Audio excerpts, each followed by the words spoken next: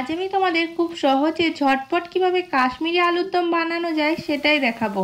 আর খেতেও ভীষণ টেস্টি হয়। তো সবার প্রথমে আলুগুলোকে বয়েল করে নিয়েছি।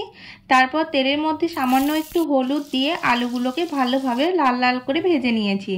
এরপর তেলের মধ্যে কিছুটা জিরে আর পেঁয়াজ দিয়ে পেঁয়াজটা 2 থেকে 3 মিনিট মতো টাইম নিয়ে ভালোভাবে ভেজে নিতে হবে। এরপর হাফ চামচ মতো হলুদ দিয়ে আমি একটা পেস্ট বানিয়ে রেখেছিলাম ধনে, আদা, রসুন আর টমেটো দিয়ে, সেটাই আমি তেলের মধ্যে 3 চামচ মতো অ্যাড করে দিলাম।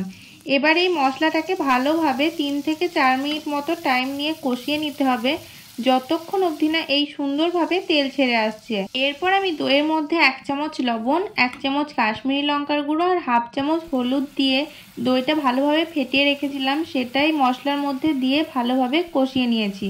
কতটা সুন্দর তেলও ছেড়ে এসছে দেখো। এবার আমি এর মধ্যে কাজুর পেস্ট দিয়ে দিলাম।